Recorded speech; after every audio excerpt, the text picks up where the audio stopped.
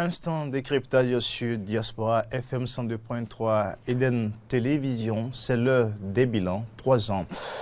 Après l'avènement du régime ou de la gouvernance Patrice Talon, les attentes sont-elles comblées? Aujourd'hui, dans plusieurs domaines, eh bien, c'est le moment de faire le débat et en parler, bien sûr. Aujourd'hui, nous sommes avec les travailleurs pour comprendre un peu, avoir le point de vue, le regard des travailleurs sur les 3 ans de la gestion de Patrice Athanase Guillaume Talon avec les réformes apportées justement dans l'administration, dans les différentes sections, dans les secteurs d'activité. Et nous sommes pour faire l'exercice aujourd'hui, 3 ans de la rupture, regard du Creuset, les travailleurs debout. Nous sommes avec Kapo Bessé Kouassi, du Centra Justice. Il est membre de ce Creuset qui a été porté sur les fonds baptismaux il y a quelques semaines et qui, rappelez-vous, était face à la presse en début du mois, justement le 4 ou le 6 avril, pour donc attirer l'attention une fois encore des dirigeants sur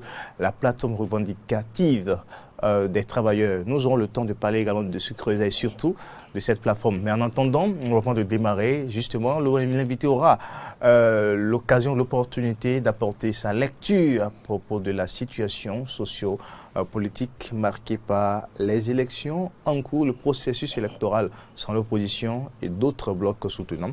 Le chef de l'État, M. Kouassi Kapo Bessé, bonjour. Bonjour, cher ami. Pour nous accompagner dans ce débat, Arnaud Mori Agua. Monsieur Kapo Bessé Kouassi, votre prénom c'est bien Kouassi, bonjour. Oui, je suis très heureux parce que je n'ai pas un prénom français. Merci donc d'avoir accepté l'invitation de Eden TV. Merci beaucoup. Alors, Arnaud Mori Agua qui sera chargé aussi de nous suivre un peu le débat sur l'actuel et rapporter aussi quelques préoccupations, dont ceux qui nous suivent, nous savons que nous en avons jusqu'à une centaine qui sont actuellement câblés sur l'actuel, sur Facebook, Twitter et puis également sur YouTube qui nous suivent, ceux qui ont des préoccupations, des questions à poser à l'invité. C'est le moment de le faire. Arnaud Mori Agua sachera donc de faire l'exercice avec nous. Monsieur Kouassi Kapo Bessé, Centra Justice. Voilà, quelle est votre lecture pour démarrer la situation sociopolitique marquée par ce que vous savez? Merci. Je crois que je suis d'abord ici en tant que secrétaire général de Centra Justice. Mais ce qui nous réunit actuellement, c'est le Creuset dont vous avez parlé, Travailleurs debout.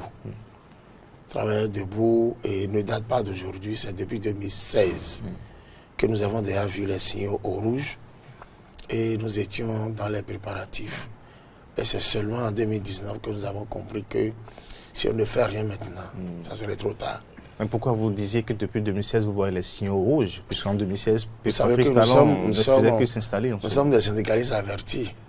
Dès qu'un chef d'État fait 3 mois, on peut savoir ce qu'on attend de lui pour les 5 prochaines années. Ce qui a fait que nous avons très tôt commencé par attirer la sonnette d'alarme des grèves parties. Et quelle a été l'attitude du régime? Vous étiez là, la suppression pure et simple du droit de grève, les menaces, les intimidations. Les 3 dernières années, on a vécu sous la peur. On nous a vendu la peur. Et nous avons espéré que ceux qui nous organisent sont les centrales, c'est les confédérations. Pour des raisons que nous ignorons, ils étaient très inactifs.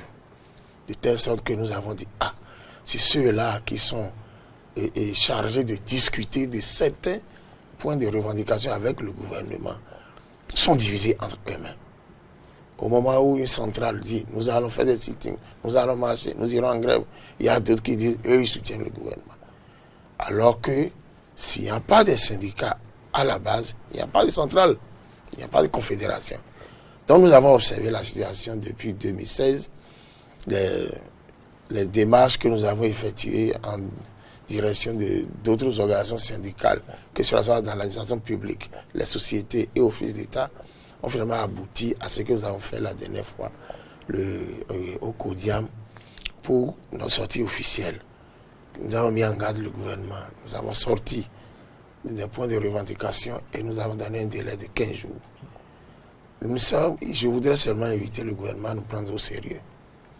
Parce que si durant 3 ans, nous avons été matés, durant 3 ans, on a désarticulé la fonction publique, on a démotivé le cadre béninois, parce qu'aujourd'hui, pour servir dans l'administration, ce n'est plus l'excellence qu'on prône. Est-ce que vous nous supportez? Est-ce que vous soutenez le régime? Ça ne peut pas continuer comme ça. Oui, mais vous en parlez, mais il n'y a pas de faits concrets. Quels sont les faits concrets sur lesquels vous vous basez nous crions tous les jours pour demander à ce qu'on prône l'excellence dans la fonction publique. Ce n'est pas ce que nous constatons. Vous voyez dans l'administration des halogènes qu'on nomme des supérieurs à des postes pour diriger d'autres qui sont cadres, qui ont été formés pour ça. Un exemple, la dernière fois, l'État béninois a envoyé des agents au Sénégal, formés aux frais du contribuable. Ils viennent, ils tournent actuellement les postes. On est allé chercher des gens qui ne sont pas de la justice pour les nommer à des postes, pour les diriger. Et comme ça ne va pas, on les a faites pour aller servir dans des structures qui n'ont rien à voir avec la formation qu'ils ont reçue. Alors, c'est du gaspillage, ça. Donc, c'est pour cela que nous disons, ça ne peut pas continuer. Lorsque des travailleurs s'organisent pour revendiquer leurs droits, et que nous avons la chance de rencontrer le père de la nation. Parce que moi, aujourd'hui, j'ai du mal à croire encore à la parole du chef de l'État. Parce que nous, quand nous l'avions rencontré, il a fait des promesses. On a donné un délai de 2 mois pour voir comment toutes ces promesses seront concrétisées. Mais à notre grande surprise, c'est le retrait pur et simple du droit de grève. Vous savez que la grève, c'est l'arme fatale du travailleur. Dès qu'ils ont retiré, nous avons dit, ces gens, ils n'ont rien prévu. Ils ne veulent rien céder aux travailleurs. Donc, ce qui se passe aujourd'hui, c'est une frustration. Tu ne dis pas son nom. Et en dehors de ceux-là qui se fâchent du fait qu'ils n'ont pas bénéficié de cette promotion, il y a d'autres qui sont licenciés, d'autres qui sont radiés. Mais ils veulent faire quoi de nous? Dès que vous tentez d'organiser quelque chose, on dit c'est les partis de l'opposition qui vous soutiennent. Le gouvernement s'est embourbé dans la politique au point où il n'arrive plus à comprendre qu'il y a des points de revendication à satisfaire. C'est 5 ans, le seul mandat du chef de l'État. Nous sommes dans la 4e année. Nous n'allons pas croiser les bras. Et c'est après les 5 ans, nous allons commencer par faire le bilan. Le bilan, actuellement, nous n'allons pas dire que c'est trop tard. C'est pourquoi nous nous réveillons très tôt. Donc, il faut que la parole du chef soit sacrée. Il faut que le chef de l'État reste au-dessus, en bon père de famille. Vous savez, quand les députés ont voté toutes les lois liberticides scélérates, premièrement concernant le droit de grève, deuxièmement la loi sur l'embauche, troisièmement les modifications apportées au statut de la magistrature, les modifications apportées au statut général de la fonction publique. Mais nous, on s'organisait pour adresser une demande d'audience au chef de l'État lui-même, pour discuter avec lui, pour lui montrer les dangers, par exemple, qu'il y a dans les dispositions qui encadrent le licenciement même. Mais à notre grand surprise... Et ça dit que vous n'avez pas suffisamment, en tant que travailleur, été associé au débat? Aucun travailleur, aucune organisation syndicale n'a été associée. Et le danger, au moment où des organisations syndicales s'apprêtent à aller voir le père de famille, le chef, on a suivi à la télé quand notre président de la République même a commencé par faire l'apologie de ces lois scélérates là à Berlin. Là, on a dit, mais tout est foutu. Si des lois à polémique qui créent de la misère aux travailleurs et que le père de la nation même commence pas, il applaudit, mais il y a un danger. Cela veut dire que c'est lui-même qui est l'instigateur. Si c'est ça, rien ne tient plus debout. Nous sommes dans un État sans droit. Et quand vous êtes dans un État sans droit, tout est permis. On ne peut pas dire tout le temps qu'une marmite est au feu et qu'on prépare je ne sais quoi. Mais quand est-ce que le peuple va manger? Vous avez vu, on n'a jamais exposé les salaires des ministres. Les salaires, mais on connaît quand même le salaire d'un préfet. Vous n'allez pas me dire que le préfet sera à 5 millions et que son ministre de l'Intérieur tout puissant soit à moins de 5 millions. Ce n'est pas possible ça. Est-ce qu'au moment où on augmente, je voudrais vous rappeler que le régime de faim Les ministres étaient à 600 000 avant qu'ils ne viennent. Dès qu'ils ont augmenté le salaire des ministres à 1 725 000, les syndicalistes ont commencé par réagir. Et un bon père de famille, il a vu le danger, que ce n'est pas normal. Et c'est pour cela qu'il a demandé, ok, accordons une prime à tous les travailleurs. C'est ça l'histoire de la prime spécifique qui est de 200 000 par an. Mais ceux-ci, ils ont augmenté le salaire des ministres, des secrétaires généraux et de leurs adjoints au niveau des ministères, les préfets et les travailleurs. Mais dès que vous réagissez, on dit il n'y a rien. On vous malmène, on vous méprise. Non, vous ne pouvez pas continuer. Les 3 années du président Patrice Talon, c'est un échec. C'est un échec. Et on a espéré, dès qu'il est venu, on a cru que c'était notre rôliste. Mais le président de la République est royalement passé à côté. Et il faut espérer un autre président, un jour, qui va revoir les choses pour booster réellement ce pays. Mais vous ne pouvez pas tout peindre en noir. Certainement qu'il y a quand même des choses positives à voir. Rien n'est positif. Rien du tout. Tellement un exemple. Mais il y a beaucoup au niveau des universités, vous avez vu ce qui s'est passé. Des gens qui ne peuvent pas se faire élire, même responsables de classe, et qui échouent aux élections au niveau des entités, on passe. Parce qu'on est chef de parti, parce qu'on est parent, parce qu'on est ami du chef, on passe par le gouvernement et on supprime les élections au niveau des entités. Et on prend un décret pour nommer les amis du chef, les copains du chef. C'est ça, ce qui est des avancées. Ce sont des réformes qui ont été quand même bien réfléchies. Ce n'est pas des amis du chef. C'est un recul grave.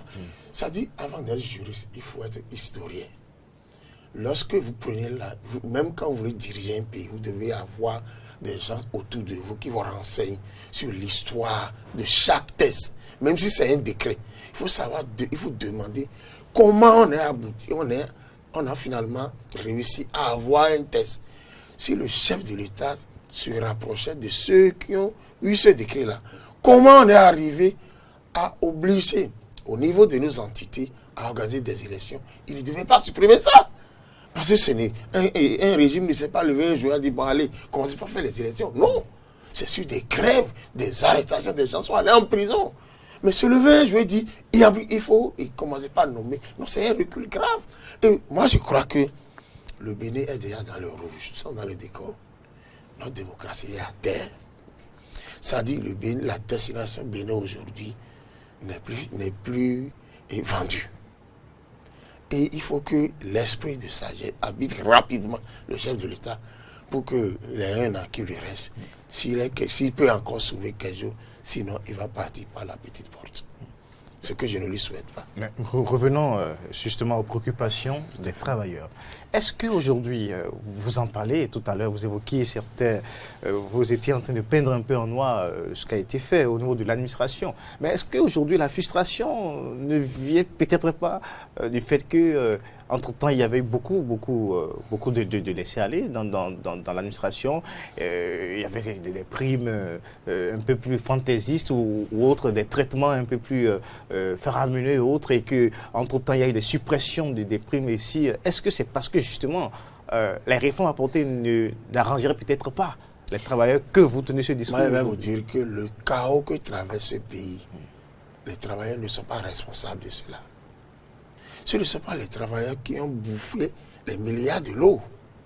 Ce ne sont pas les travailleurs qui ont dilapidé les milliards de Maria Glita. Ce ne sont pas les travailleurs qui ont pris des marchés pour le siège de l'Assemblée nationale. Ce ne sont pas les travailleurs qui ont dilapidé les milliards de machines agricoles. Mais le débat est ailleurs là. Les travailleurs sont là, ils ne sont que des techniciens. Mais c'est les politiques. Mais les syndicalistes qu'on a emprisonnés pour les concours frauduleux, mais c'est de l'arbitraire. Qui a donné les ordres? Aucun agent ne peut décider. Les ministres sont là. Les chefs d'institutions qui en ont profité. Les députés qui ont profité du système, qui ont placé des agents. Est-ce qu'on ne les a touchés? Et ça ne peut pas continuer comme ça. Donc les travailleurs ne sont pas responsables de l'état de notre pays. Non, non, non, non. C'est les gouvernants. Ils passent tout leur temps à faire de la politique, au lieu de penser au développement. Vous savez que dans les grandes démocraties, dans les grandes démocraties, il y a des structures qu'on ne change jamais. Il y a des structures qu'on ne change jamais. Mais au Bénin, dès qu'un chef vient, il rase tout. Il recommence à zéro. Ça ne peut pas continuer. Moi, je dis, les travailleurs ne sont pas responsables. Nous demandons seulement qu'on améliore nos conditions de vie et de travail. Vous savez, moi, je crois qu'au Bénin, la politique aussi est devenue notre problème. Parce que quand vous suivez ceux-là hier, qui avaient la dent très dure contre l'actuel président et qui aujourd'hui le soutient, qui vote des lois pas possibles, je dis, mais est-ce que c'est de la politique que nous faisons ou bien parce que nous avons fait?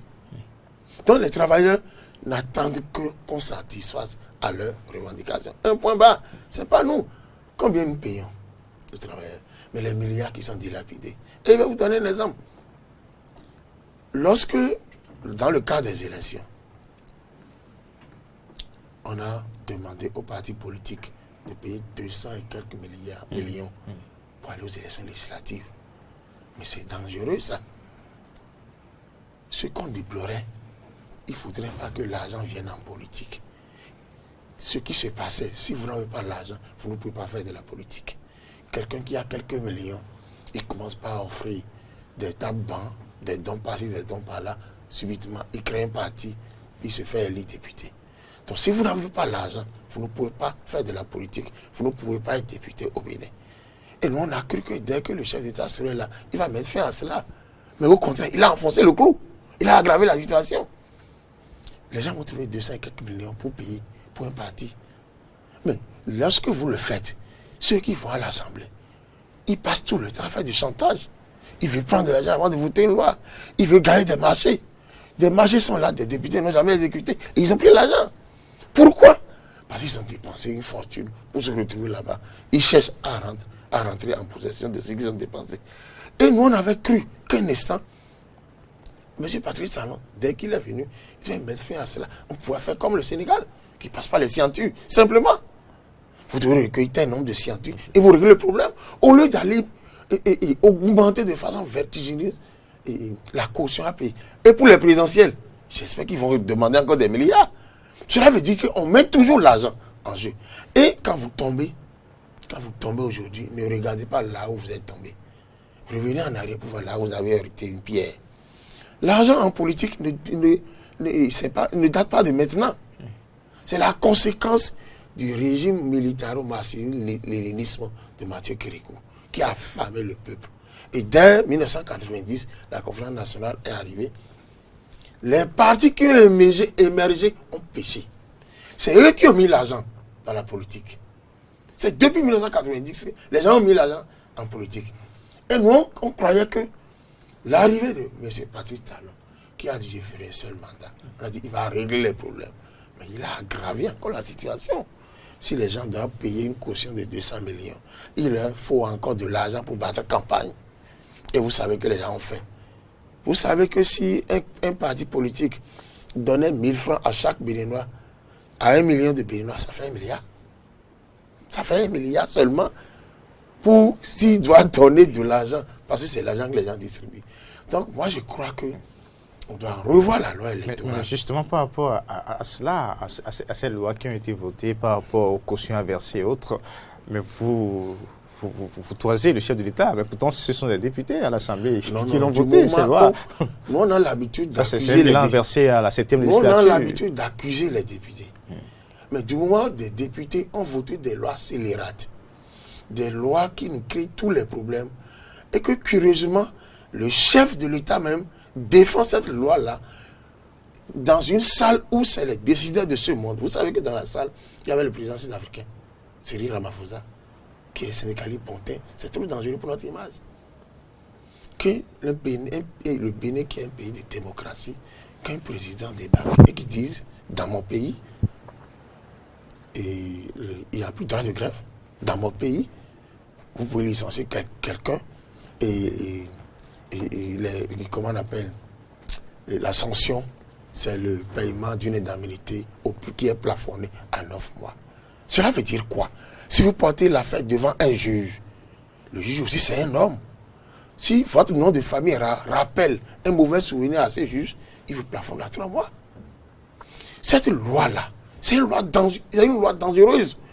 Parce que, hier, si vous avez votre épouse qui tombe sur un patron vicieux, hier au moins, les femmes étaient protégées. Qui court après votre femme, les femmes étaient protégées. Mais aujourd'hui, ces patrons, il suffit seulement de continuer à exercer cette pression sur nos femmes. Nos femmes sont obligées de craquer. Parce que, même si c'est un licenciement abusif, le juge, le législateur allait même encadrer le juge par rapport à la décision qu'il doit rendre. Ça ne doit pas dépasser l'indemnité du salaire brut.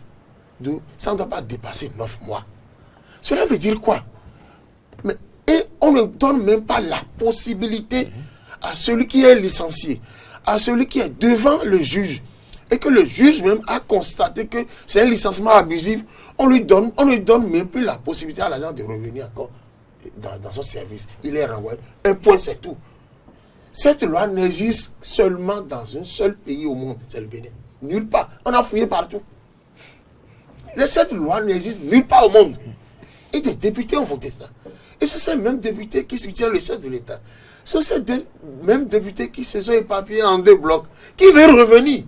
Mais s'ils reviennent, nous sommes morts. Nous sommes foutus. Mais on devait les virer. L'honorable Guy Mitterrand a raison. Mais on devait dissoudre ce Parlement-là. C'est un Parlement qui ne prône pas la paix, qui ne prône pas la cohésion, qui encourage l'exécutif à désarticuler toutes les institutions. La justice comment on appelle ça? Elle a été écrasée. Le juge n'est plus libre de rendre sa décision. Hier, c'était le procureur qui n'était pas libre. Mais aujourd'hui, le juge n'est plus libre. Et je vais vous dire ceci. Avec ce qui se passe aujourd'hui, chaque juge qui doit rendre une décision est interpellé. C'est dangereux encore. C'est la peur qu'on a vendue partout. Cela veut dire quoi? Le chef d'État doit savoir, si lui, il est revenu fouler la terre de ses aïeux, c'est parce qu'un jour, des juges ont rendu des décisions. Des juges ont eu la liberté de rendre des décisions. Et ça lui a permis de rentrer au pays. Mais aujourd'hui, avec ce qui se passe, est-ce que ces juges ont aujourd'hui la liberté de rendre une décision et de ne pas en répondre à un CSM rempli d'halogènes, de politiciens? Qu'est-ce qu'un politicien connaît du droit, du statut de la magistrature? Un magistrat, c'est quelqu'un qui a la maîtrise. Un magistrat, c'est quelqu'un qui va se faire former 2 ans à l'ENAM. Un magistrat, c'est quelqu'un qui suit une enquête de moralité. Un magistrat, c'est quelqu'un qui doit soutenir. Et ça ne marche pas, il est reclassé dans un autre corps. Un député, aujourd'hui, vous savez que la qualité d'un député à l'Assemblée, c'est seulement qui sait lire et écrire, qui lui comprend du statut de la magistrature. Donc, ce que nous disons, nous appelons l'intime conviction du juge n'existe plus aujourd'hui. Si l'intime conviction du juge n'existe plus aujourd'hui, les faveurs dont a bénéficié M. Patrice Talon, c'est fini, la voie est bloquée. Donc, nous disons, ça ne peut pas continuer. Monsieur Kwasi Kakobese, dites-nous, les travailleurs debout, comment comptez-vous faire face à vos revendications? Et si vous savez les lois qui ont été votées, loi contre la grève, loi de la grève et tout cela. Pensez-vous obtenir gain de cause justement face à cette situation-là? Oui.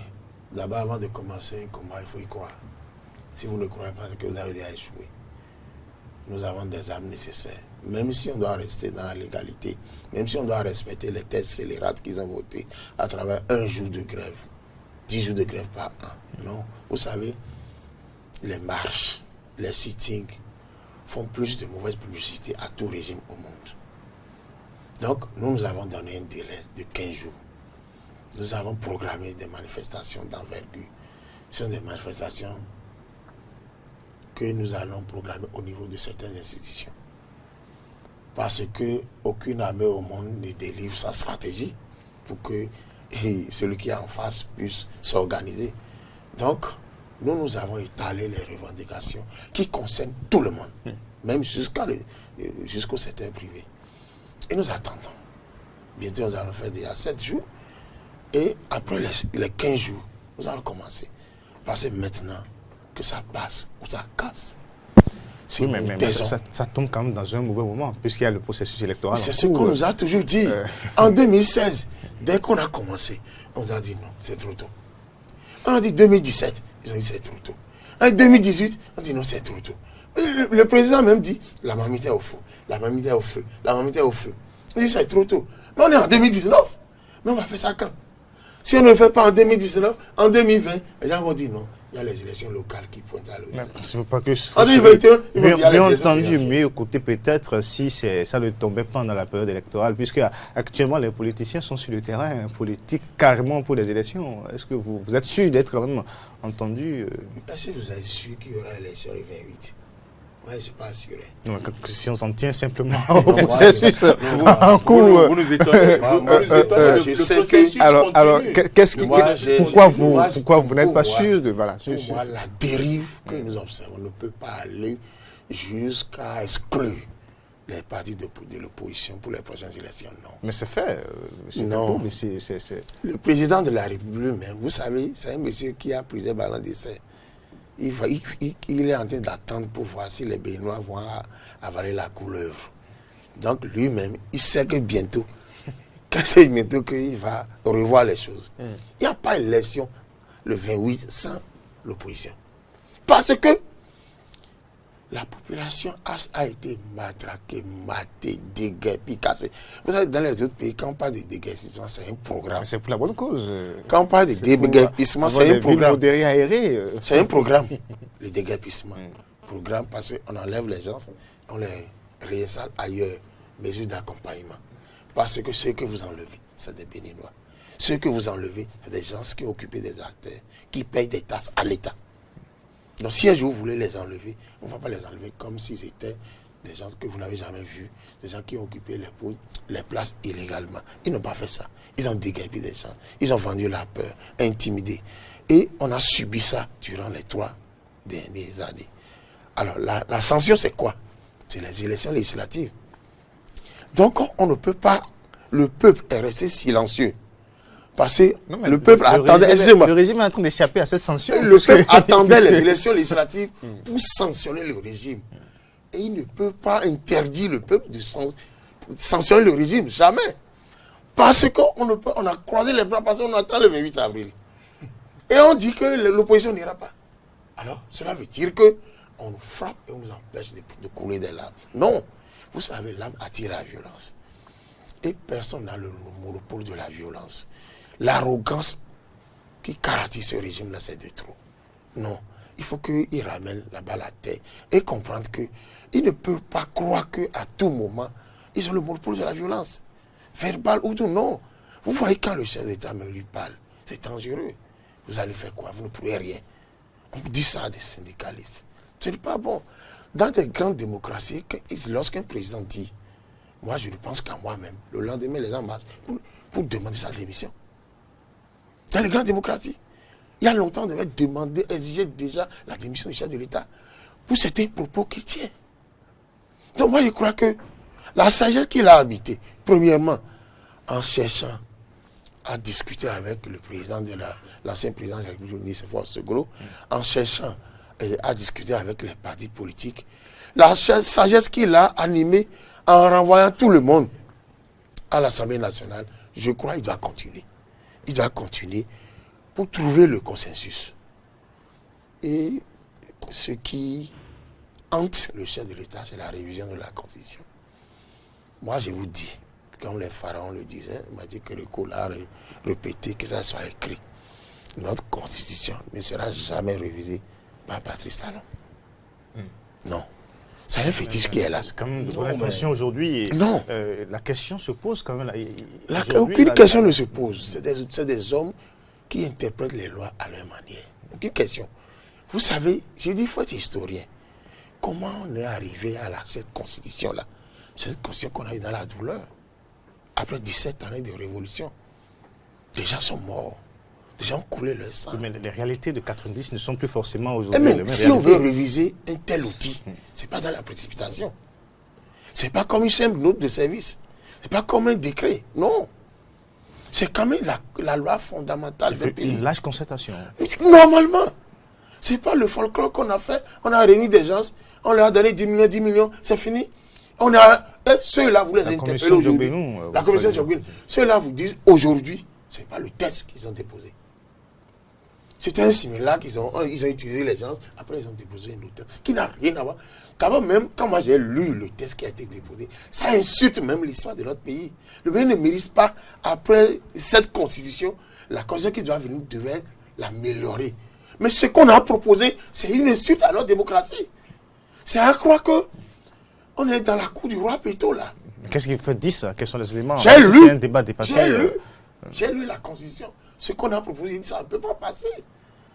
Donc moi, je crois que s'il veut réussir, il devait laisser la précipitation qui le caractérise tout le temps. Il y avait 2 tentatives. Mais comme les 2 tentatives ont échoué, ils ont dépiécé la constitution. Ils l'ont morcelé. Et ça devient des lois qu'eux-mêmes ne comprennent pas. Quand vous lisez, je vous dis, la loi qui a institué la criette, mais c'est une loi dangereuse. La criette est une juridiction qui ne garantit pas la cohésion, qui ne garantit pas la paix. Pourquoi? Les infractions de même nature, jusqu'à l'heure où je vous parle, défilent devant la criette et défilent aussi devant les juridictions de droit commun. Alors que la criette est une juridiction d'exception. Les mêmes infractions de même nature passent devant la criette, vous risquez jusqu'à 20 ans de condamnation sans avoir les voies de recours. Les mêmes infractions avec les mêmes natures défilent devant les tribunaux avec des condamnations moins sévères dans le même pays.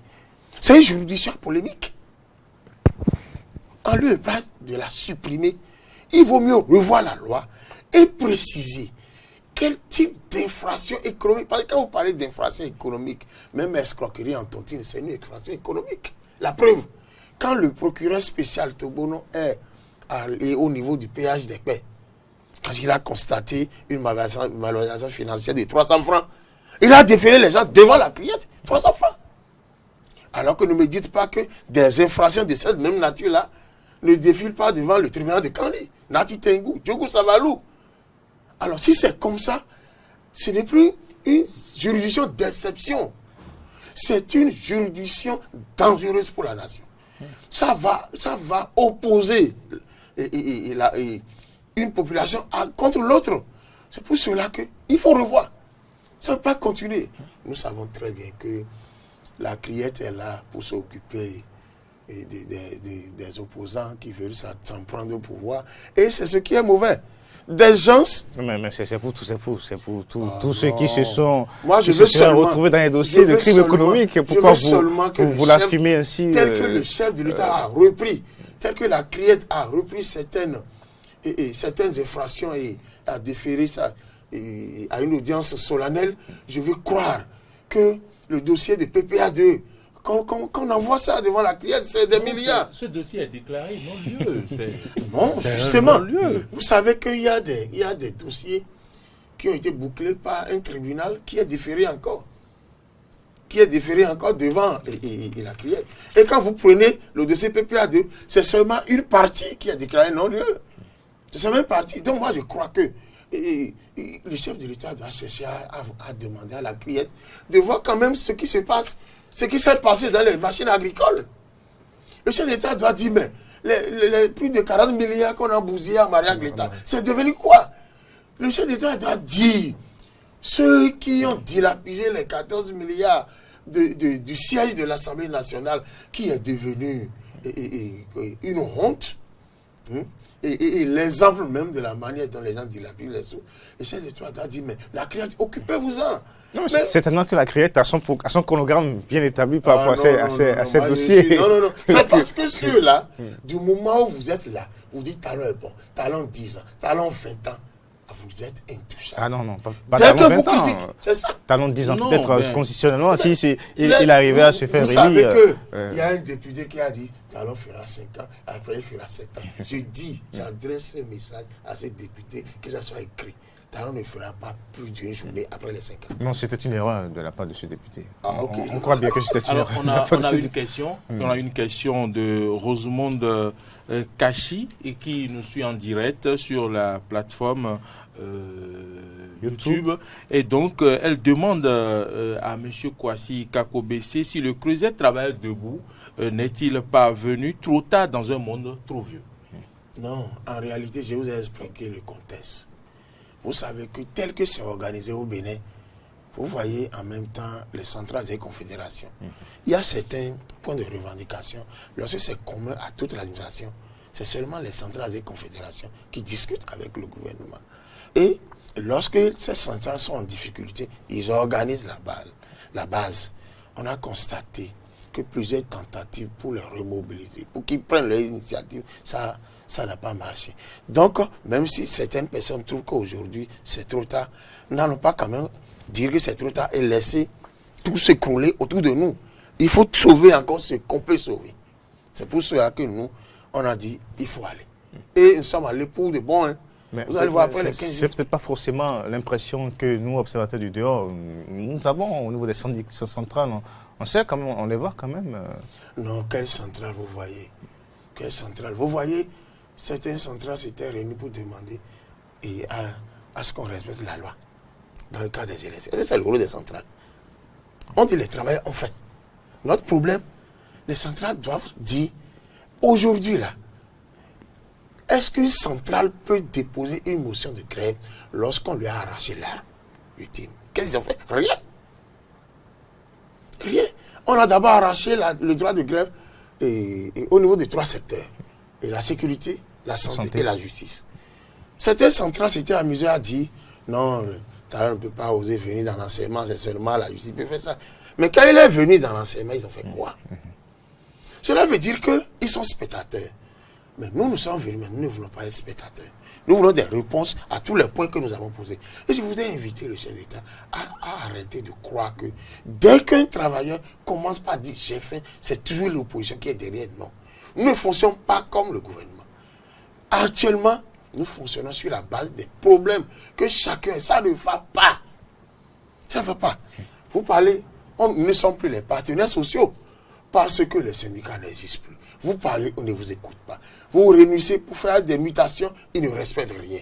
Dès qu'un parent vient, mon fils veut rester là. Les gens sont capables en une année de bénéficier de 10 mutations. Toujours, ils recherchent toujours là où il doit avoir des avantages. Et ce régime accompagne ça. C'est dangereux ça. Celui qui n'a personne, il fera quoi? Donc, c'est trop dangereux et nous, on doit agir. Alors, vous devez agir, vous l'avez dit. Nous avons toujours Rosemonde Kachi qui revient avec une autre question. Elle dit, quand l'invité dit, je cite, nous avons vécu pendant 3 ans dans la peur, il faut que ça arrête. Est-ce que ça dit, c'est sa question maintenant, est-ce que ça dit que ce qui lui faisait peur n'existe plus?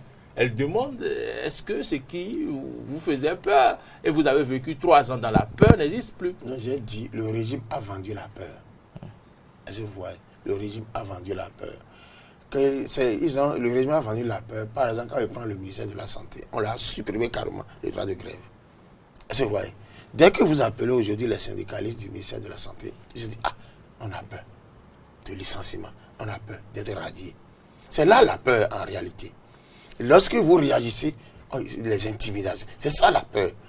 Mais un peuple ne peut pas continuer de subir les menaces, les intimidations et rester les bras croisés. Il y a toujours quelqu'un quelque part qui dira quand même, si c'est que ce que nous craignons, il vaut mieux dire la vérité que de mourir ensemble. Très bien. C'est pour cela que nous disons, il ne faut plus continuer à avoir peur. D'accord. Est-ce que nous aurons des problèmes parce que nous avons dit que nous avons fait? Est-ce que nous devons avoir des problèmes parce que nous avons dit que vous n'avez pas réglé tel problème? Je vous donne l'exemple des 1,25 qui nous doivent. Monsieur Kwasi, je crois que nous sommes pratiquement à la fin de cette émission. Oui, on aura un autre plateau beaucoup plus élargi, peut-être à d'autres occasions. Avant de conclure rapidement, juste en une minute, les quelques revendications essentielles. Bon, la première des choses, nous voulons seulement demander au gouvernement de réintégrer immédiatement tous les agents licenciés et radiés. Deuxièmement, qu'ils prennent toutes les dispositions pour abroger toutes les lois modifiant et complétant le statut de la magistrature. Ils n'ont qu'à laisser en paix la loi portant statut général de la fonction publique. Cette loi a tellement fait de va-et-vient à la fonction publique et assemblée où aujourd'hui les techniciens même ne savent plus quelle loi nous utilisons. Et les licenciements, et la réduction du droit de grève, du nombre de jours, c'est non seulement c'est dans la loi portant statut général de la fonction publique, c'est aussi dans la loi portant ainsi des droits de grève en République du Bénin. Celui qui nous a accordé cette loi en 2002, c'est le général Mathieu Kérékou. Un militaire ne peut pas comprendre que des citoyens ont des droits et qu'un civil vienne, il bafoue tout. Il réunit tout. Ce n'est pas bien. Et en dernier lieu, je voudrais rappeler que le chef de l'État a ordonné au ministre de l'économie et des finances le paiement de 1,25 pour le compte des retraités. Alors que nous, on est en fonction. Ceux qui sont en fonction, on ne leur paie rien. Mais on veut accorder ça aux retraités. Nous avons dit, je ne voudrais pas revenir sur tous les points. Ils ont déjà la motion à leur niveau. Mais ce que je dis, tout ce qui est loi prise par ce régime, à travers notre statut et le statut de la magistrature, tout ce qui est licenciement et la radiation, qui revient sur ça, sinon il nous aura au dos. Merci à vous, Moury, à vous. Oui, je crois que Kwasi Kakpo-Bessé, secrétaire général... Je suis le secrétaire général de Centrale Justice, le secrétaire général des travailleurs debout et porte-parole. Porte-parole. Merci d'être venu sur cette émission. Mais j'avais une toute petite question. Cette forme de démocratie vers laquelle nous allons, comment on peut la qualifier? D'abord, notre démocratie, nous ne sommes plus en démocratie. Nous ne sommes même pas dans la dictature. Nous ne sommes même pas dans la tyrannie. Nous sommes dans un régime inventé par le chef de l'État. Et même ont donné un nom à ce régime. C'est un régime de la ruse et de la rage. Je crois que dans les programmes des universités, les écoles, on doit insérer ce chapitre-là dans les programmes pour enseigner l'histoire. C'est plutôt... Il était une fois, le régime de la ruse et de la rage. C'est plutôt le Bénin révélé. Non, et nous espérons, disons que c'est le Bénin révélé, et nous espérons... L'arrogance consommée de l'État, les licenciements, les radiations, et les emprisonnements de tout opposant qui n'est pas du pouvoir, c'est ça ce qui calcule. Mais Toboula nous continuons. Le régime de la rage, c'est le déguerpissement, c'est le Bénin révélé, et qu'au bout de 5 ans, le Bénin va se révéler positivement au monde. Nous espérons. Non, c'est pas en un an que ça va se faire. En tout cas, merci. Merci à vous, Kwasi Kakpo. Merci à vous avec toutes ces explications. Regard des travailleurs, creuset des travailleurs debout sur les 3 ans de la gestion, surtout dans le domaine des réformes apportées dans l'administration. Vous avez suivi tout à l'heure la frustration, surtout des travailleurs, et qui seront certainement dans les jours prochains encore dans les rues pour revendiquer, au cas où le gouvernement ne serait pas ou ne céderait pas à leurs revendications. Je crois que le message est bien passé. Merci en tout cas à vous. Merci à tous les camarades syndicats qui sont derrière vous et qui font cette lutte. Merci également à vous, Anno Moriagua, et aux internautes qui nous ont suivis également pour cet instant débat sur Matin et